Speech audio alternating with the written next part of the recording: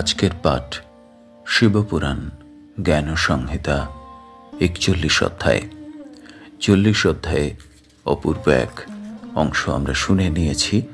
সেখানে স্বয়ং গঙ্গা দেবী কীভাবে নর্মদায় এসে স্নান করে কলুষমুক্ত হন সে কথা রয়েছে, এবং বিখ্যাত নর্মদা তটের নন্দিকেশ তীর্থের কথা রয়েছে। ৪১ অধ্যায়ে ঋষিগণ এইরকম বিভিন্ন লিঙ্গ মাহাত্ম্য শুনতে ইচ্ছে প্রকাশ করলে সুত তাঁদের সেই কাহিনী বলছেন। এখানে এই অধ্যায়ে অসংখ্য লিঙ্গের কথা, লিঙ্গ তীর্থের কথা এবং শিব মাহাত্ম্য বর্ণিত হয়েছে, যেখানে আশ্চর্য সব পুণ্য ফল রয়েছে এই পৃথিবীতে। শুনে নেওয়া যাক ৪১ অধ্যায়। ঋষিরা কহিলেন, হে সুত, পুনর্বার উত্তম লিঙ্গের প্রস্তাব করো। সুত কহিলেন, মহাত্মা ব্যাসদেব কর্তৃক স্থাপিত ব্যাসেশ্বর নামে খ্যাত লিঙ্গ আছেন। সুকেশ, ভণ্ডারেশ্বর, হুঙ্কারেশ্বর, সুরেশ্বর, ভূতেশ্বর ও সংযমেশ এই সব লিঙ্গ মহাপাতক নাশ করে। তপ্তকা নদী তীরে কুমারেশ্বর, সিদ্ধেশ্বর ও তনেশ্বর লিঙ্গ বর্তমান। দর্শন মাত্রে পাপহারী রামেশ্বর, ঋষীশ্বর এবং কুণ্ডেশ্বর লিঙ্গ আছেন। নন্দেশ্বর, পঞ্চপুঞ্জেশ্বর, পূর্ণাতীর্থে পূর্ণক নামা শিব, বীরেশ্বর গোদাবরী তীর্থে কপালেশ, চক্রেশ্বর, চন্দ্রবৎ শৈতলাদিনে দায়ী চন্দ্রেশ্বর, ধৌত পাপেশ্বর সাক্ষাৎ পরমেশ্বরের অংশ, ভীমেশ্বর, সূর্যেশ্বর, তপ্তিকা নদী তীরে ত্রম্বক, গোকর্ণেশ, নারকেশ, মহাপুণ্যজনক রামেশ্বর, লোকপূজিত এবং জ্ঞানদায়ী নন্দেশ্বর, বিমলেশ্বর, কণ্ঠকেশ্বর। পূর্ব সাগর সঙ্গমে ধর্মকেশ এবং পশ্চিম সাগরে সিদ্ধেশ্বর আছেন। আর দুই লিঙ্গ বিমলেশ্বর এবং অন্ধকেশ, যেখানে শঙ্কর অন্ধক দৈত্যকে বিনাশ করিয়াছিলেন, সেখানে মহাদেব স্বরূপ ধারণ করিয়া আছেন। লোকসুখদায়ক শঙ্করেশ্বর, কর্তমেশ এবং অর্বুদাচলে কোটিশ লিঙ্গ অবস্থিত। বহু লোকের দুঃখ নাশক অচলেশ্বর কৌশকী নদী তীরে নাগেশ্বর সর্বদা বাস করিতেছেন। ইহ পরলোকে সুখপ্রদ অনন্তেশ্বর, যোগেশ্বর, বৈদ্যনাথেশ্বর, কোটিশ্বর, সপ্তেশ্বর, ভদ্রেশ্বর, চণ্ডীশ্বর এবং সঙ্গমেশ্বর বর্তমান। তাহার পশ্চিম তীরে গৌতমেশ্বর আছেন। পূর্ব দিকে যে সব লিঙ্গ আছেন তাহাদের পরিচয় দিলাম। দক্ষিণ দিকে উত্তরেশ্বর নামে যে লিঙ্গ আছেন, তিনি সাক্ষাৎ সদাশিব। তিনি অনাবৃষ্টি সময়ে পূজিত হইয়া লোক উপকারের ও অনসুয়া সুখের নিমিত্ত অংশরূপে তথায় আবির্ভূত হন। মহর্ষিরা এই প্রকার সুতের বাক্য শুনিয়া কহিলেন যে, পরম দেব হর উত্তরেশ্বর নামে আবির্ভূত হইলেন কিরূপে, তাহার কারণ বল। সুত কহিলেন, হে ঋষি শ্রেষ্ঠগণ, আপনারা অতি ভালো কথা জিজ্ঞাসা করিয়াছেন। এই পবিত্র কথা শুনিলে পাতক হইতে মুক্ত হওয়া যায়। দক্ষিণ দিকে কামদ নামে এক বিখ্যাত বন আছে। সেই বন তপস্যার পক্ষে উৎকৃষ্ট। তাহাতে ব্রহ্মার পুত্র অত্রি ঋষি অনসুয়ার সহিত তপস্যা করেন। এই বনে পূর্বে কোনো কালে শতবার্ষিকী অনাবৃষ্টি হওয়াতে প্রাণী সকল দুঃখিত হইয়াছিল। জল পৃথিবীতে দেখা যায় নাই। বৃক্ষ শুষ্ক হইল, শাখা পল্লব শুষ্ক হইল। নিত্য কর্মের নিমিত্ত কোনো স্থানে জল পাওয়া গেল না। 10 থেকে বায়ু খরতর রূপে বহিতে লাগিল। বৃক্ষ সকল পত্রহীন হওয়াতে ছায়ারহিত হইল। ইহাতে ঋষি প্রাণীগণের প্রলয়কাল উপস্থিত দেখিয়া অত্যন্ত দুঃখিত হইলেন। তাহার শ্রাদ্ধী স্ত্রীও বলিলেন, আমার এ দুঃখ সহ্য হয় না। এই সময়ে উত্রে ঋষি 3 বার প্রাণায়াম করিয়া আসন উপবিষ্ট হইয়া সমাধিস্থ হইলেন এবং আত্মস্থ পরম জ্যোতিকে আত্মা দ্বারা চিন্তা করিতে লাগিলেন। স্বামী ধ্যানস্থ হইলে শিষ্যেরা অন্যাভাবে তাহাকে পরিত্যাগ করিয়া যাইল। তখন একাকিনী অনসূয়া হর্ষ সহকারে তাহাকে সেবা করিতে লাগিলেন। তাহার অগ্রে সুন্দর পার্থিব শিব নির্মাণ করিয়া সংস্থাপনপূর্বক যথাবিধি মন্ত্র দ্বারা ও মানসাচারে পূজা করিতে লাগিলেন এবং নানা প্রকারে স্বামীর সেবাও করিতে লাগিলেন। বদ্ধাঞ্জলি হইয়া শিব ও স্বামীকে প্রদক্ষিণপূর্বক দণ্ডবৎ প্রণাম করিতেন।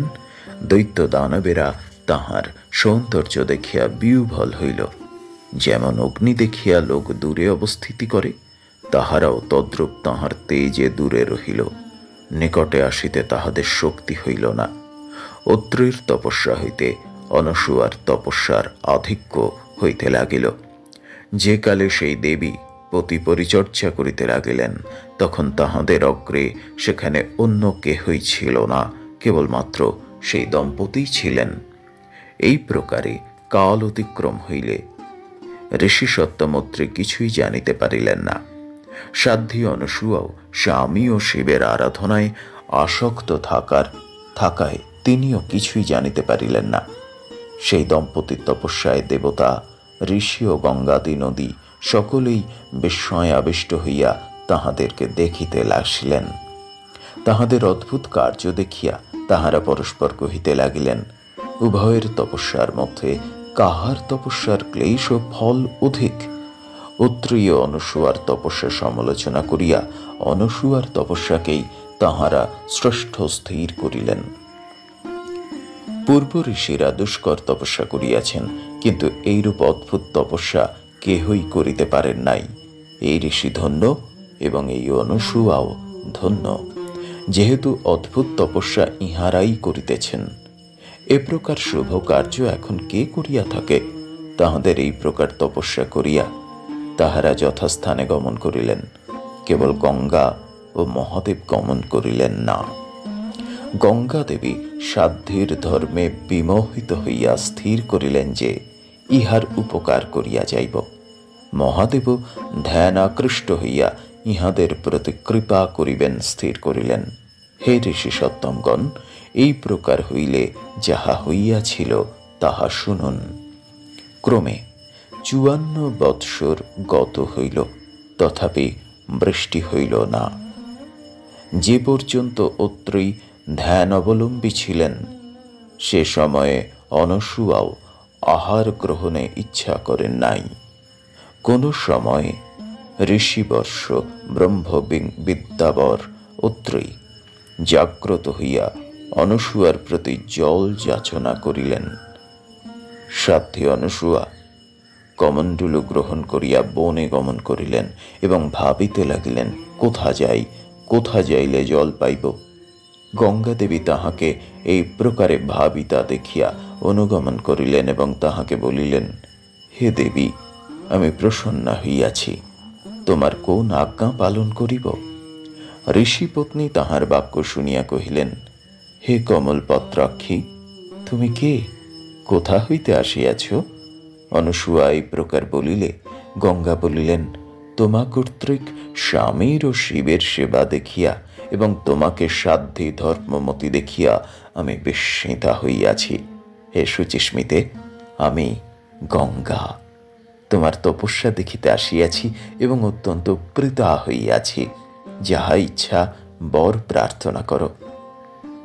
সাধ্বী তাহাকে প্রণাম করিয়া কহিলেন, আপনি যদি আমার প্রতি প্রসন্ন হইয়া থাকেন তবে জল দান করুন। গঙ্গা এই কথা শুনিয়া তাহাকে একটা গর্ত করিতে আদেশ করিলেন। অনসূয়াও তৎক্ষণাৎ গর্ত করিলে গঙ্গা তাহাতে প্রবেশ করিয়া জলময়ী হইলেন।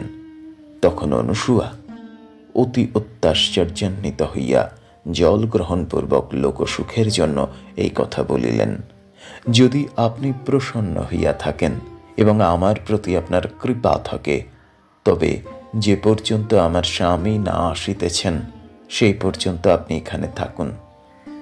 গঙ্গা বলিলেন, হে দেবী, আমি সত্য কহিতেছি, শ্রবণ করো। আমি থাকিতে পারি যদি তুমি তোমার তপস্যার 1 মাসের ফল আমাকে দাও। তিনি তাহা স্বীকার করিলেন। সকল দেহির দুর্লভ সেই জল আনিয়া স্বামীকে দিয়া অনসূয়া অগ্রে দাঁড়াইলেন। ঋষি যথাবিধি আচমন করিয়া সেই নির্মল জল পান করত বড় সুখ অনুভব করিলেন। অত্যন্ত সুখ লাভ হওয়াতে বিস্ময়ে আবিষ্ট হইয়া ঋষি মনে মনে ভাবিলেন, কি আশ্চর্য, নিত্য যে জল পান করি সে জল তো নয়। এই ভাবিয়া চতুর্দিকে চাহিলেন। দেখেন, বৃক্ষ সকল শুষ্ক, দিক সকল রুক্ষতর। এরূপ অবলোকন করিয়া তিনি পত্নীকে কহিলেন, প্রিয়ে, বর্ষণ তো হয় নাই। পত্নী স্বামীকে কহিলেন, বর্ষণ হয় নাই। ঋষি পুনর্বার কহিলেন, তুমি তবে কোথা হইতে জল আনয়ন করিলে? ঋষি ইহা বলিলে পত্নী অনসূয়া বিস্ময়াবিষ্ট হইলেন এবং ভাবিলেন, আমি যদি সত্য বলি তাহা হইলে আমার উৎকর্ষ খ্যাপন হয়, যদি না বলি তাহা হইলেও আমার ব্রত ভঙ্গ হয়। যাহাতে উভয় রক্ষা হয় ইহা করিতে হইবে।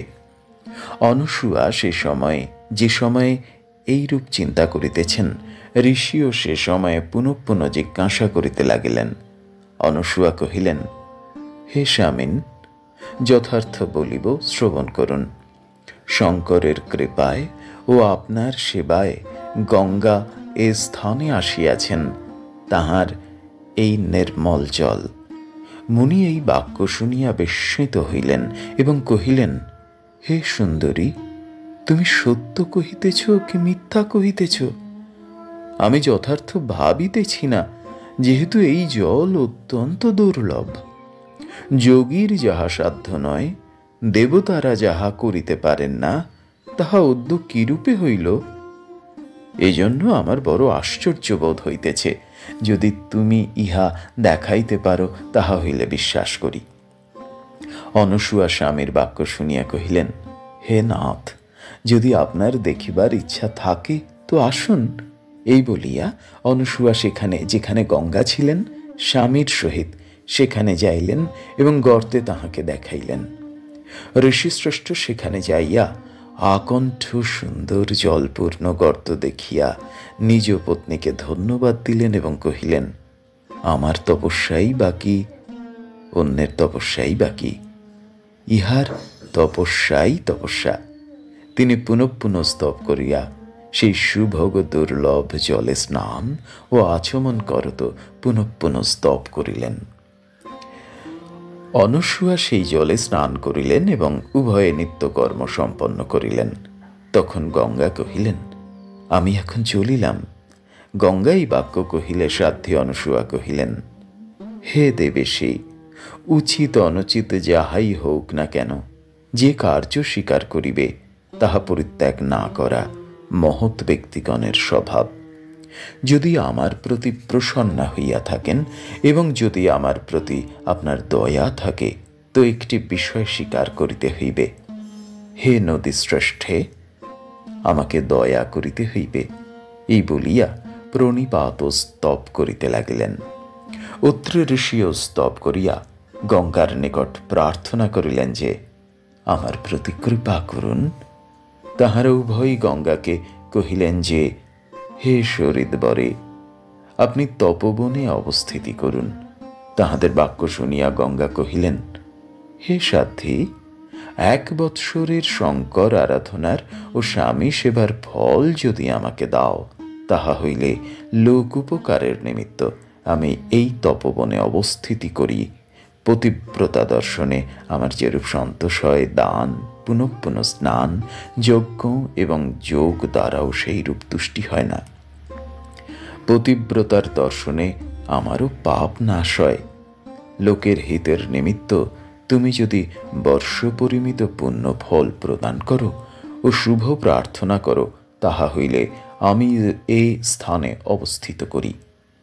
অনসূয়া এবং বিধবাক্য শুনিয়া বর্ষ সঞ্চিত পুণ্য তাহাকে দান করিলেন। পরের হিতাকাঙ্ক্ষা মহদ্দিগের স্বভাবই। দৃষ্টান্ত দেখো, সুবর্ণ, চন্দন, ইক্ষু ইহারা আত্মাকে পীড়িত করিয়া অন্যের উপকার করে। গঙ্গা পুণ্য ফল প্রাপ্ত হইয়া তাহাই স্থির করিলেন, অন্য কিছু বিচার করিলেন না। অনন্তর শম্ভু পার্থিব রূপে অবস্থিতি করিয়া কহিলেন, হে অনুসূয়ে, বর প্রার্থনা করো, তুমি আমার নিকট অতি প্রিয়া হইয়াছ। তিনি পঞ্চবক্রাদি সংযুক্ত হরকে দেখিয়া অতি বিস্মিত হইলেন এবং কহিলেন, হে দেবেশ, যদি আপনি ও জগদম্বিকা গঙ্গা প্রসন্ন হইয়া থাকেন তো লোকের সুখের নিমিত্ত এই বনে বাস করুন ও লোক সকলের সুখ বিধান করুন। গঙ্গা ও মহেশ্বর প্রসন্ন হইয়া ঋষি যে স্থানে থাকিতেন সেই স্থানে স্থিতি করিলেন। এই জন্য ঈশ্বর পরদুঃখহারী অত্রেশ্বর নামে খ্যাত হইলেন। যে স্থানে পার্বতী ও গঙ্গার নিকট অবস্থিতি করিলেন, সেই দিন অবধি সেই গর্তে জল অক্ষয় হইয়া রহিল। স্বর্গীয় ঋষিরা হস্তপরিমিত অক্ষয় জল সেই গর্তের নিকটে সস্ত্রীক আসিয়া বাস করিলেন। যাহারা তীর্থান্তরবাসী, তাহারা সেই তীর্থ পরিত্যাগ করিয়া সেখানে বাস করিলেন এবং যে স্থানে যব, ধান্য, বিবিধ ফল হইতে লাগিল। এই প্রকারে যজ্ঞ জপ পরায়ণ ঋষিরা কামফলদায়ী সেই বনে বাস করিতে লাগিলেন। দেবতারা কর্মে তুষ্ট হইয়া পরিমিত বৃষ্টি করিতে লাগিলেন। অত্রেশ্বর সন্নিধানে ঋষিগণ উত্তম ব্রত অনুষ্ঠান করত, জগতের অনাবৃষ্টি দুঃখ ঘুচিয়া পরমানন্দ লাভ হইল। অত্রেশ্বরের মাহাত্ম্য শ্রবণ করিলে শুভ হয়। 41 অধ্যায় সমাপ্ত। ওম নমঃ শিবায়, ওম নমঃ শিবায়, ওম নমঃ শিবায়। এই পর্বটি অত্যন্ত আশ্চর্য। আমরা দেখলাম যে মানুষের অর্থাৎ মানব দেহধারী যে সমস্ত সাধকরা, তাঁদের ক্ষমতা কি আশ্চর্য, তাঁদের শক্তি কি অপরিসীম।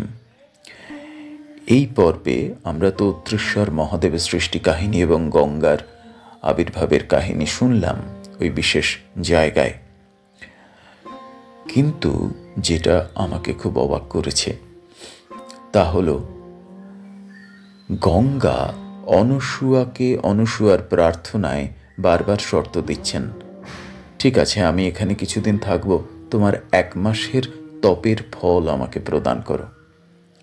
তারপরে যখন আবার অনুসূয়া গঙ্গাকে বলছেন আপনি এখানে লোকহিতের জন্য থাকুন, তখন গঙ্গা বলছেন আমাকে তোমার 1 বছরের ফল প্রদান করো, তপস্যার ফল। কারণ হিসেবে তিনি বলছেন আমি এত পাপ বা কুলুষ নিতে নিতে আমি একেবারেই ক্লান্ত, আমার পুণ্য ক্ষয় হয়ে গেছে, আমি শক্তিহীন হয়েছি, তাই তোমার পুণ্য ফল, তপফল যদি আমায় প্রদান করো তবেই আমি এখানে থাকতে পারি। এই কথা বারবার প্রমাণ করছে যে তপস্যার সাধনের শক্তি একটি মানব দেহকে, কোনো ঋষিকে বা ঋষিকন্যাকে দেবতাদের চেয়েও মহান এবং শক্তিশালী বা শক্তিময়ী করে তোলে। সেই পরম মহাদেবের চরণে আমার শতকোটি প্রণাম।